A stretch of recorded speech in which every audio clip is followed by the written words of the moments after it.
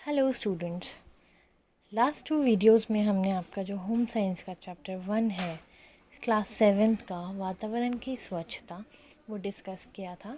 अब मैं आपके लिए इस वीडियो में लेके आई हूँ सेम चैप्टर के क्वेश्चन आंसर्स जो कि मैंने यहाँ सॉल्व किए हुए हैं और अब मैं आपसे इस वीडियो में वो डिस्कस करने वाली हूँ। तो सभी बच्चे पहले ये वीडियो में सारे क्वेश्चन आंसर्स अच्छे से समझेंगे और उसके बाद इन्हें कॉपी करेंगे। तो शुरू करते हैं। पहला क्वेश्चन है आपका, वातावरण को स्वच्छ रखना क्यों महत्वपूर्ण है। अब अगर हम एक स्वस्थ जीवन जीना चाहते हैं, एक हेल्दी लाइफ हम जीना चाहते हैं, तो उसके लिए सिर्फ ज़रूरी नहीं है कि हम अपनी ही स्वच्छता का ध्यान रखें, व्यक्तिगत स्वच्छता पर काम करें। उसके लिए ज़रूरी है कि हम अपने वातावरण की स्वच्छता पर भी उतना ही ध्यान दें। अगर आप अपने आप खुद का ध्यान रख रहे हो, खुद की स्वच्छता पे ध्यान दे रहे हो, लेकिन आपके आसपास का वातावरण अच्छा नहीं है, दूषित है, आपके आसपास का एनवायरनमेंट ख़राब है, तो क्या आप स्वस्थ रह पाओगे? नहीं। इसलिए स्वच्छ वातावरण और सार्वजनिक स्वास्थ्य जीवन की आधारशिला है। अगर हम सड़कों पर गंदगी फैलाएंगे, कूड़ा कचरा फेंकेंगे, यहाँ वहाँ थूकेंगे, तो इससे क्या होगा, इनसे पनपने वाले जो रोगाणु होंगे वो किसी न किसी तरह हमारे साथ हमारे घरों तक पहुँच जाएंगे और हमें तो बीमार करेंगे ही, हमारे जो घर में जो लोग हैं, जो हमारे करीबी हैं, उनको भी, उनके स्वास्थ्य को भी नुकसान पहुँचाएंगे। नेक्स्ट है आपका प्रश्न 2, वायु दूषित होने के मुख्य कारणों का उल्लेख करो।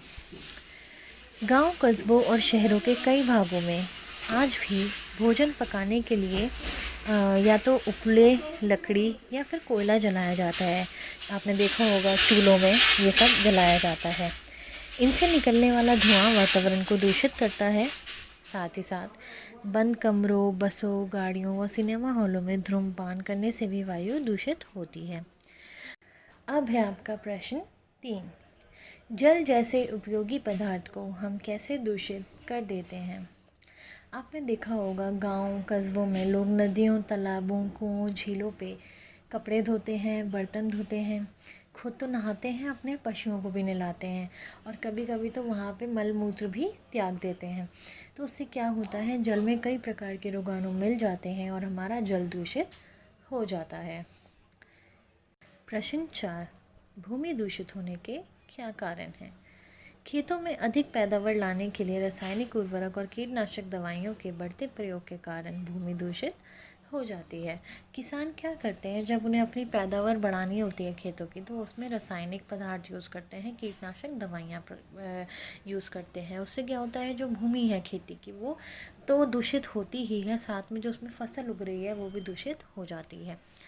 घरों से निकलने वाली गंदगी को अगर उचित ढंग से विसर्जित ना किया जाए तो उससे भी भूमि दूषित होती है।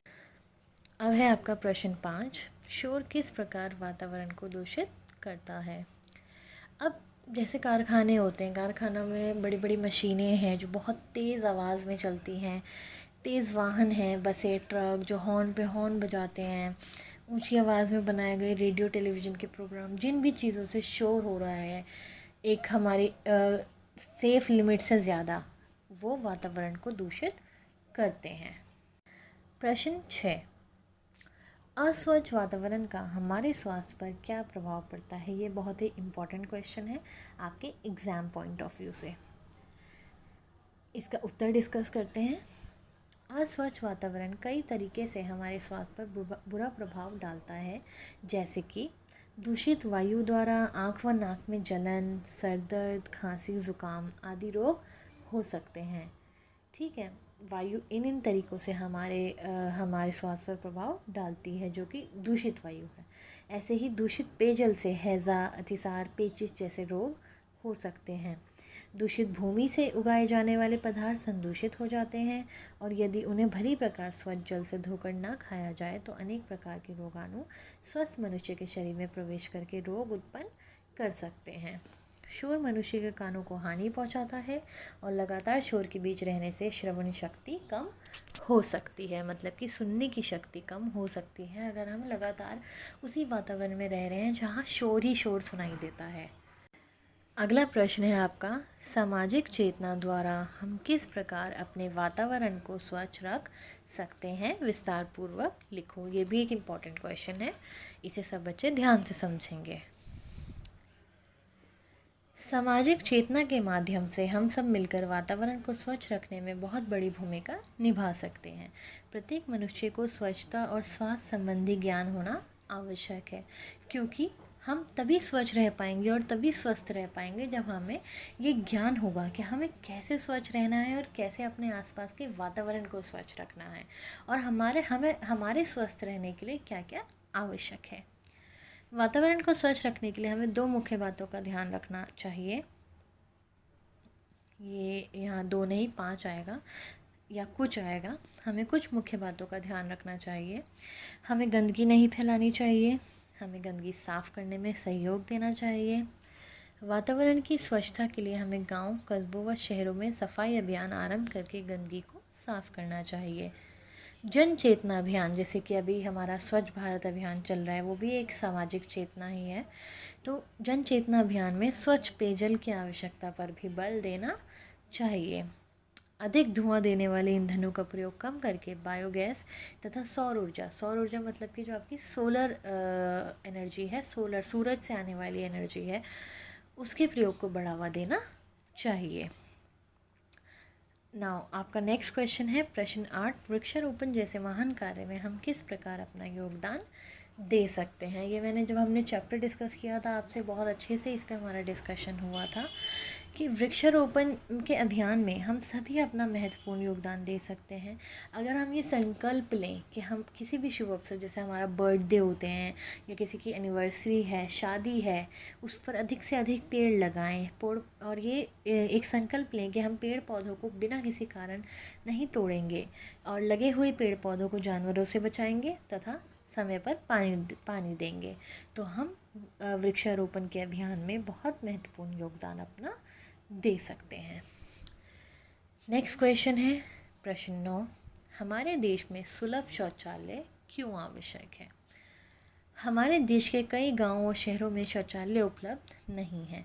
इसी कारण लोगों को खाली ज़मीन, नालियों, गलियों, सड़क या नदी के किनारे शौच जाने की आदत है, जिससे कई तरह के जानलेवा संक्रामक रोग फैलते हैं।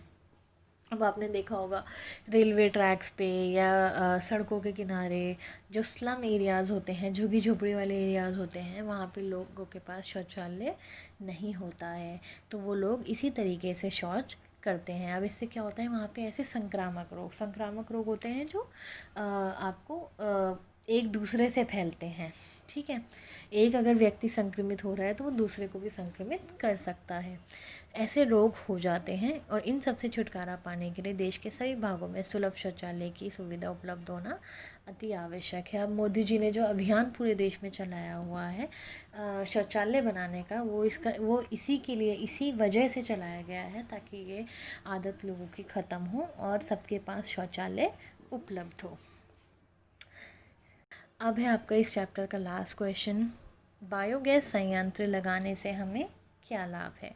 बायोगैस क्या होती है और कैसे बनती है, ये हमने चैप्टर में अच्छे से समझा था। अब इसके हमें लाभ क्या हैं। बायोगैस संयंत्र से बनी गैस को हम ईंधन के रूप में प्रयोग कर सकते हैं, जिससे क्या होगा कि वायु में धुआं नहीं फैलेगा और हमारी वायु दूषित होने से बच जाएगी।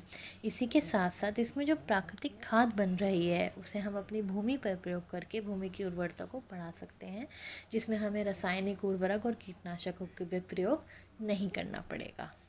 तो ये आपके इस चैप्टर के क्वेश्चन आंसर्स हैं। आप सभी बच्चे क्वेश्चंस अच्छे से समझें, और अगर कुछ नहीं समझ आता है तो मुझे मैसेज कर सकते हैं, कमेंट कर सकते हैं।